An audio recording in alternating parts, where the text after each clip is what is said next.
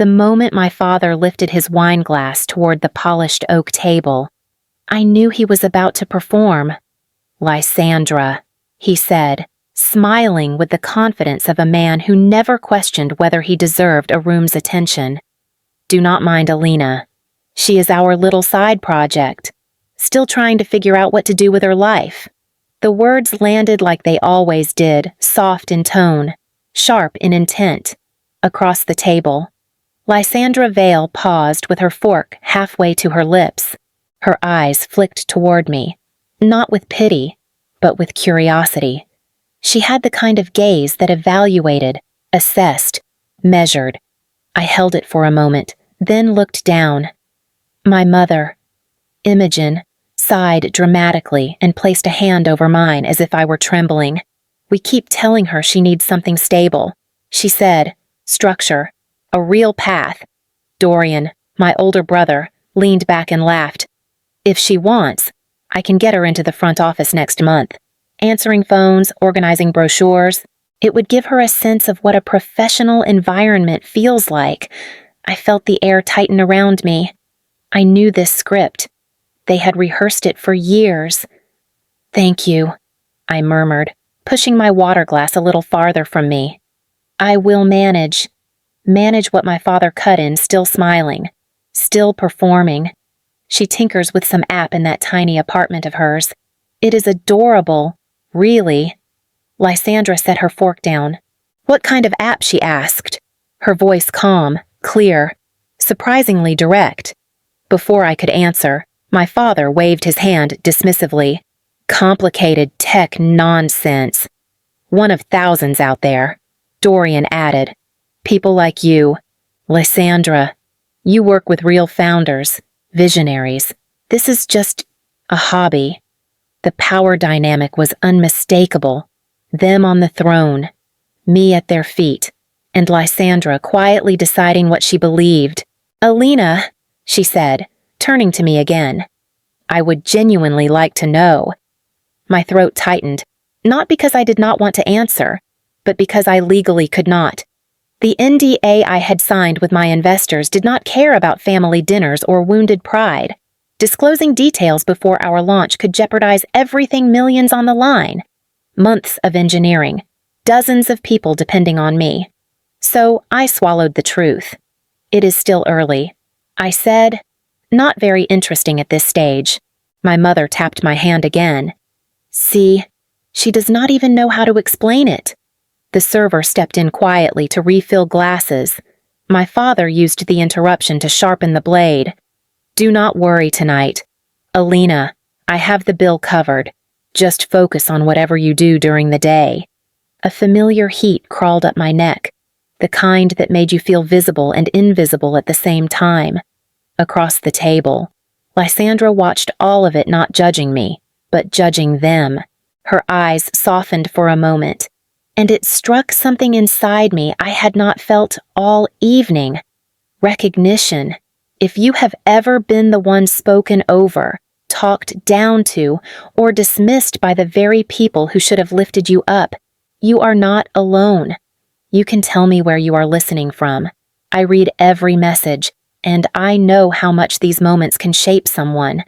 I reached for my water again, steadying my breath as my family continued laughing, bragging, performing. They thought they were in control of this story, but I had been writing a very different one. The conversation drifted back to real estate, the Kessler family's favorite currency. My father leaned toward Lysandra, eager to reclaim the narrative. "Our firm closed a $320 million development last quarter," he said. "A record for us. Dorian handled the negotiations. Brilliant work." Dorian shrugged with false humility. "It is what we do." My mother added, "People trust the Kesslers. We build things that last." The irony pressed against my ribs. Lysandra nodded politely. "Impressive scale," she said. "Real estate in this market takes guts. That is why we are so proud of Dorian." My mother continued, "He will protect the family legacy, stability, strength, reputation." Then her gaze slid to me, soft smile, sharp meaning, and Alina. Well, she has always been creative. The table chuckled gently, as if creativity were a child's misbehavior. Dorian lifted his glass. Some people thrive in structure. Some wander. I forced my jaw to stay relaxed. I had heard these lines so many times that my body reacted before my mind did. My father turned to me suddenly. Did you ever consider coming back to the family business? A proper foundation would do you good. I am building something of my own, I said, keeping my tone even, building what he pushed. You rent a tiny place in Evanston. You work behind a laptop all day. That is not building, sweetheart. That is hiding. My mother clasped her hands. We just want you to have a life that makes sense. Their world was sharp-edged and loud, measured in square footage and profit margins. Mine was quiet by choice, built line by line, decision by decision. But none of that mattered at this table. Lysandra looked at me again, longer this time before speaking carefully. There are many ways to build, she said. My father laughed. Yes, but only one way to build something real. His words landed between us, a verdict more than an opinion, and the distance between their world and mine stretched wider than ever. My mother reached across the table and placed her hand on mine again. A gesture meant to appear tender. Her touch felt like a warning. We are hopeful, she said softly, that Alina will settle into something stable soon. Maybe even something that does not keep her in that little apartment all alone. My father nodded. A routine would help her. Structure, responsibility. Dorian leaned forward with that familiar superior smile. Honestly, if you want, I can set up an interview next week. Front desk, client assistance, a real start. I looked at him. I do not need a start. You do. He insisted. You just cannot see it yet. Lysandra's gaze lingered on me, picking up details the others missed. She had barely touched her meal since the conversation began. What if she already has structure, she asked? My mother's brows lifted. Sweetheart, she wakes up whenever she wants. She works on that computer all night. That is not structure. That is chaos. My father gave a knowing laugh. Exactly. She is creative, sensitive. She needs direction. I have direction, I said quietly. Dorian chuckled. Building an app in a small apartment is not direction. Lena, it is a phase. The word hit harder than I expected. A phase. Like a hobby I was expected to outgrow. Like none of the sacrifices I made meant anything. Lysandra rested her elbows on the table. An app can be a real business. Not in her case, my father said, waving his hand again. It is one of those things people do when they do not know what they want. I know what I want, I said. Then explain it. Dorian snapped. What exactly are you doing in that apartment all day? My breath stalled. The NDA sat in my throat like a stone. I could not explain the 6A, international calls, or the encrypted documents, or the final stage of a deal worth $5.8 million sitting with a legal team in New York. So I said nothing. Seeing my silence, my mother gave a sympathetic smile that made my skin prickle. See, she cannot articulate it because it is not real yet. Dorian lifted his glass in mock encouragement. That is why a front office role would help. Something to build confidence. Lysandra's voice cut through the table. She does not seem unsure to me. My father tilted his head. You barely know her, Lysandra replied calmly. I know when someone is underestimated. The table fell quiet for a moment. My father cleared his throat, trying to reclaim dominance. We are just trying to help her. The truth was, they were trying to shape me into someone they could understand, someone they could claim, someone who fit into the empire they worshipped. And under that cellar room's soft lighting, their disappointment settled over me like a familiar shadow, heavy, practiced, and expected. My mother lifted her wine again, pleased with how the evening was unfolding, unaware of the memory rising in my throat. The cellar room faded, replaced by the bright lights of the Kessler mansion 1 month earlier. I had been scrolling through my aunt's social feed when I saw a photo of my parents, Dorian, and a crowd of sharply dressed investors holding champagne flutes under the crystal chandeliers. Their caption, Kessler Investment Night, a huge success. I had not been invited. The next morning, I called my mother. I saw pictures from last night. I did not know you were hosting something. She responded without hesitation. Oh, sweetheart. It was a high-level conversation. Capital groups, development partners. It was very serious. We did not want you to feel out of place. Out of place, I repeated, the phrase twisting in my chest. It was not intentional, she added, though her tone made it clear it was. You would have been bored. All numbers and projections. Dorian's voice came through faintly in the background. Tell her she did not miss anything. My mother laughed softly. Yes, exactly. Nothing relevant. I could have come, I said. She exhaled, a sound full of annoyance. Alina, these people discuss real money, real projects. It is not your world, not my world. The words stayed with me long after she hung up.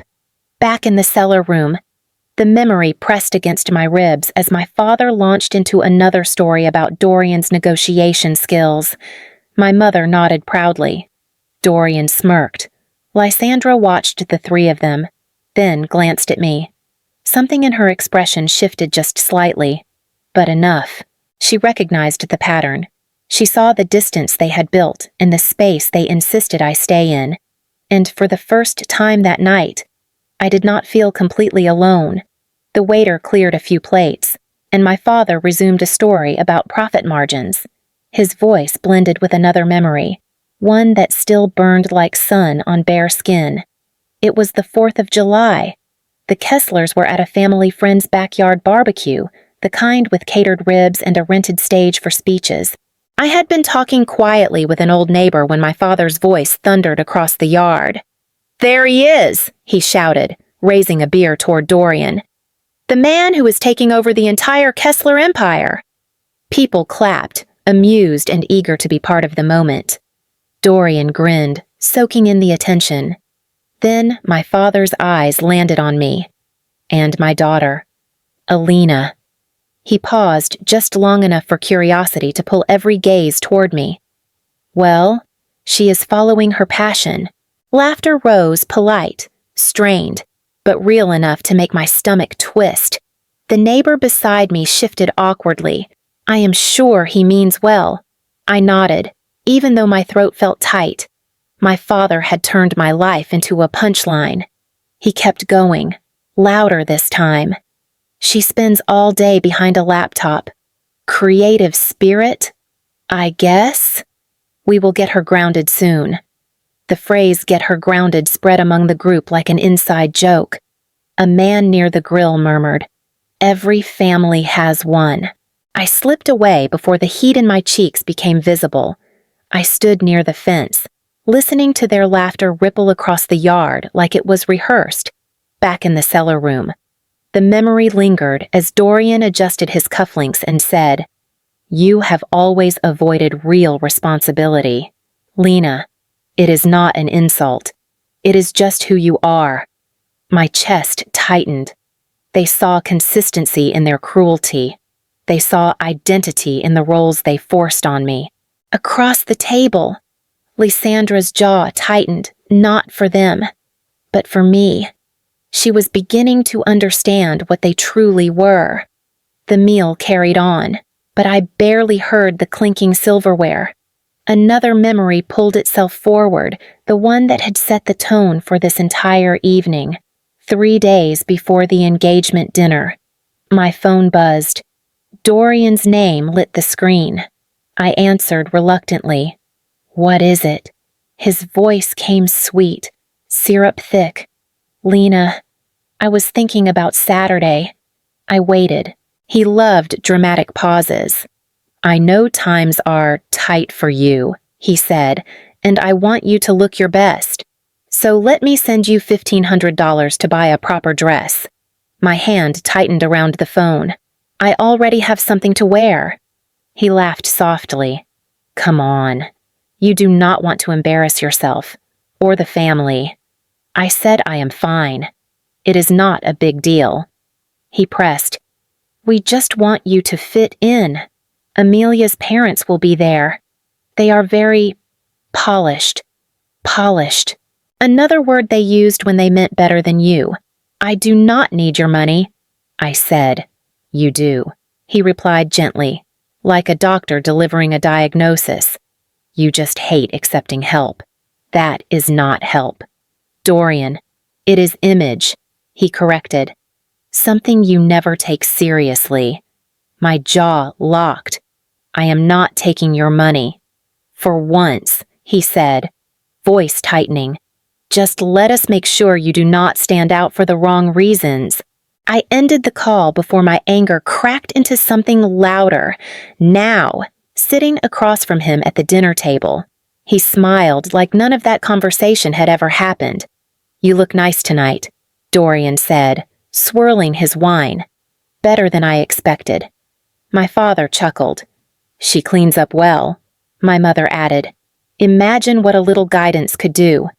I felt Lysandra's eyes on me again sharp, discerning, slowly piecing together the cruelty disguised as concern. And in that moment, beneath their polished voices and carefully crafted insults, I realized something small but powerful. She was keeping score. The Kesslers kept talking, stacking their voices like bricks heavy, predictable, meant to box me in. But while they chiseled away at the version of me they preferred, a different reality pulsed beneath my silence. It began a few months earlier, in my apartment in Evanston, the one they called cramped, though it was intentional in every way. Minimalist furniture, a single long desk, a wall of whiteboards covered with equations, flow diagrams, and deployment schedules. My life was not chaos. It was war strategy. At 6 every morning, I met with my engineering lead in Berlin. At 9, I shifted to the operations team in New York. At noon, I reviewed architecture updates for the predictive routing engine we were building, an engine designed to anticipate supply chain disruptions hours before they occurred. Companies lost millions every year because of bad routing. HelixPort was going to change that. But none of that was visible from the outside. A closed laptop looked like failure to people who worshipped visibility. I remembered sitting at my desk the night Dorian offered me money for a dress. My phone buzzed again this time with a secure call notification from our legal counsel. Alina, our attorney said, adjusting her glasses over video. We need to finalize language on the non-disclosure extension. Is the Berlin Consortium still requiring full silence until funds clear? I asked. Not just them, she replied. The New York partners, too. You cannot disclose anything, not valuation, not technology, not your role as founder until the wire finishes processing. It protects you, and it protects the deal. What happens if I slip? I asked. Worst case, the entire $5.8 million seed round collapses. They pull out. Someone could sue. Competitors catch wind of your model. It is not worth the risk. I signed the NDA that night, page after page, each signature another stitch sealing my mouth shut. In the cellar room, that memory pressed against me as Dorian bragged about his latest sales numbers.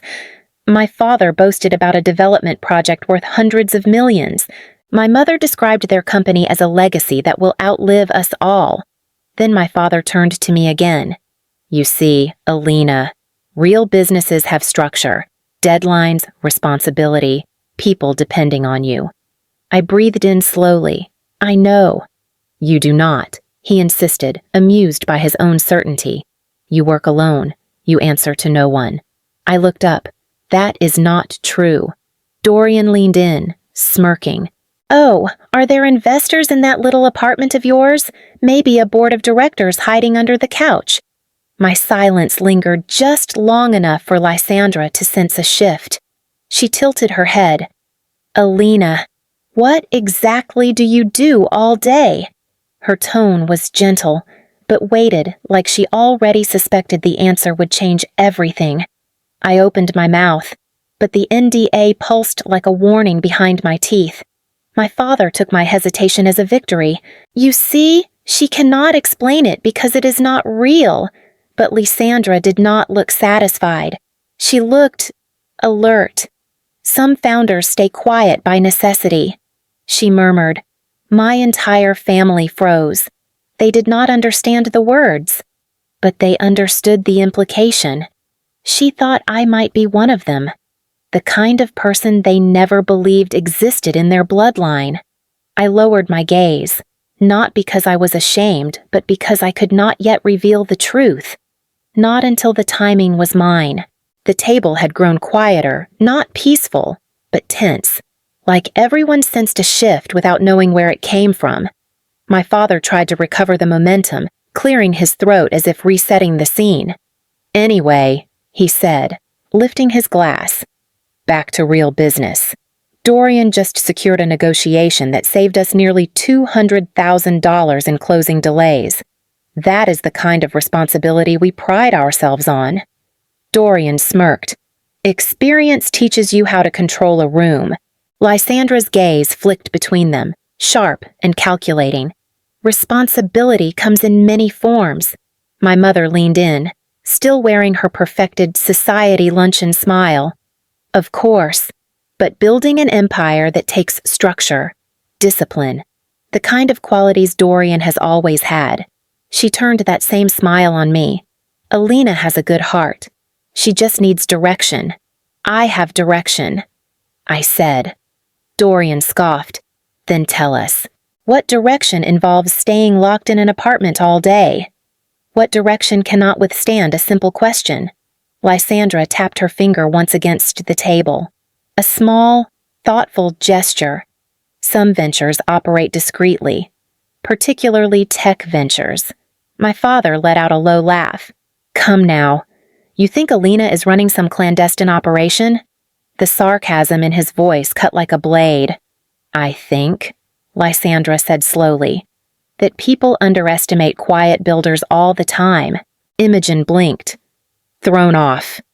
Quiet builders?" "Yes," Lysandra continued.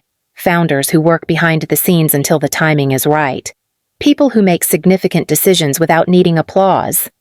The room stilled. My father forced a chuckle. "Lysandra, we appreciate your kindness, but it is not kindness," she said. "It is observation." Dorian's posture stiffened.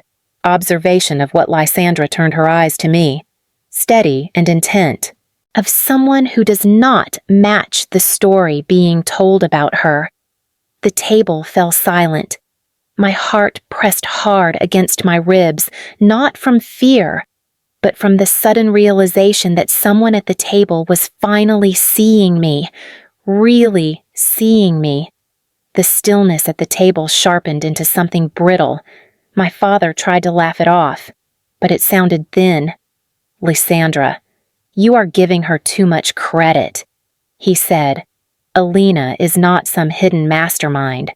She would have told us if she were doing anything real." The irony nearly made me exhale. They believed silence meant emptiness. They never considered silence might mean consequence. Lysandra leaned forward slightly. "Alina," she said, "I want to ask you something directly, and I want you to answer honestly." My pulse thudded once. Hard. "All right. What is the name of your company?" My family turned to me as though she had asked for a confession. My mother's smile wavered. Dorian looked amused, ready to mock whatever I said. My father said, "Oh, come on. She does not have a company, HelixPort Systems," I said quietly. The words settled into the room like a stone dropped into deep water. For 1 full second, no one reacted. Then Lysandra's expression changed, subtle, immediate, unmistakable. Her eyes widened, just enough. Her breath caught, just enough. Her spine straightened, just enough. "HelixPort," she repeated, voice hushed but sharp. Dorian frowned. What is that supposed to mean? But Lysandra was no longer looking at him. She was studying me with a focus I had seen venture capitalists use only when they'd found the thing they had been hunting. You built HelixPort systems, she asked. I did, I said.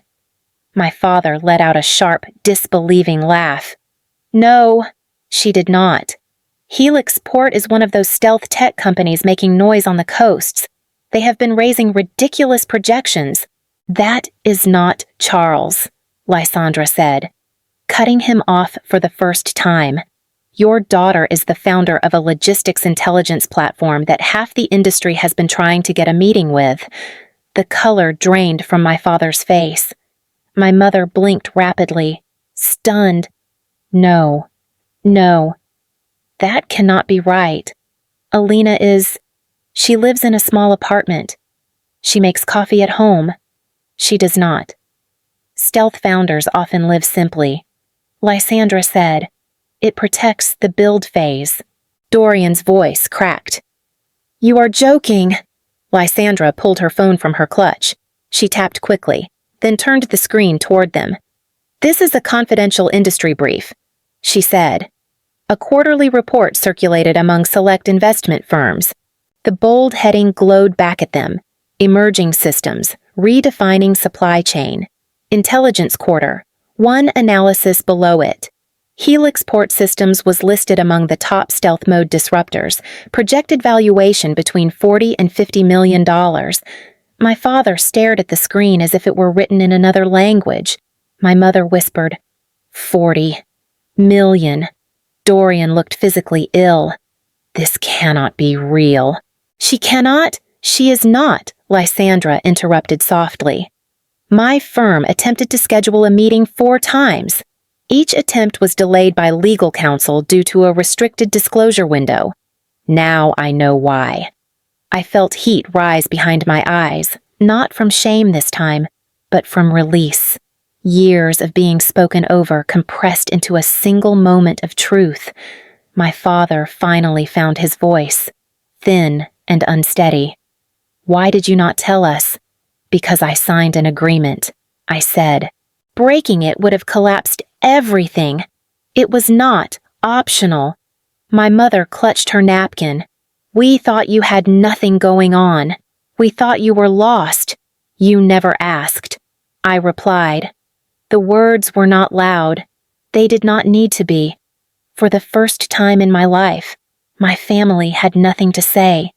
The silence was not peaceful. It was shattering. And sitting across from me, Lysandra Vale, brilliant, composed, unflinching, gave a small, knowing nod. She understood exactly what I had built.